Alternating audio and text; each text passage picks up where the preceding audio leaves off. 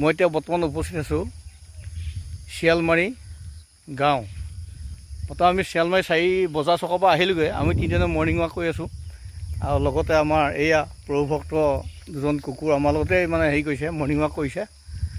গতিকে আমি সপ্তবৃক্ষ অসম আৰক্ষী বাহিনীয়ে আমি জোৱান হয়, গতিকে আমি আহি আছোঁ বাৰু। আৰু অকণমান আগুৱাই যাওঁ, আপোনালোকনো কি দেখাব পাৰোঁ। অলপ আগুৱাই গৈ আছোঁ বাৰু।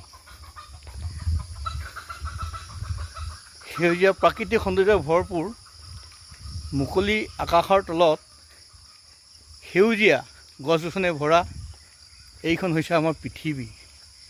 এই পৃথিৱীতে মানুহে বসবাস কৰি আছে, জীৱন নিৰ্বাহ কৰি আছে। এই পৃথিৱীয়ে বহুত ভৰ সহ্য কৰি আছে। গতিকে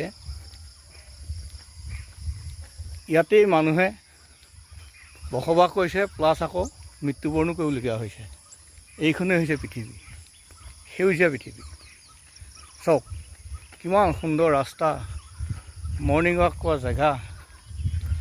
চাওকচোন বাৰু কিমান ভাল লগা হৈছে পৰিৱেশ।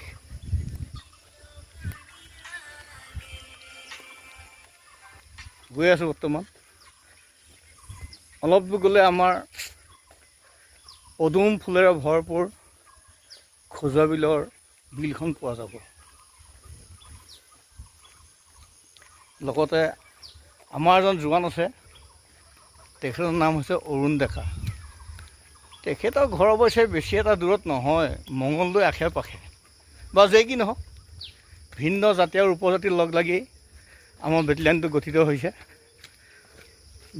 বেটেলিয়ানটো বহুত সুন্দৰভাৱে চলি আছে, নিৰল নিস্তব্ধ, কোনো হাই কাজিয়া নাই, মানুহখিনি একতা হিচাপে চলি আছে ইয়াত।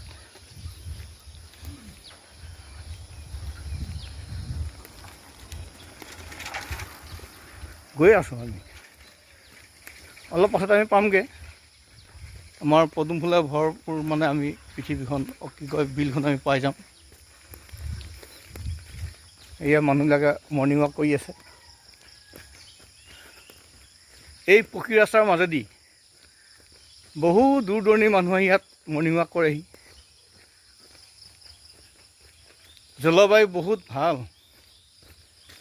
আমি পুৱতি ৰাতিতে উঠিছোঁ, ঠিক 3:30 বজাতে আমি খোজকঢ়া আৰম্ভ কৰিছোঁ।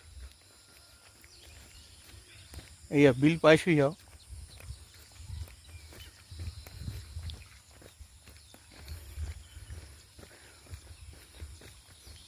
আৰু কিছু দূৰ গ'লে আমাৰ সপ্তমী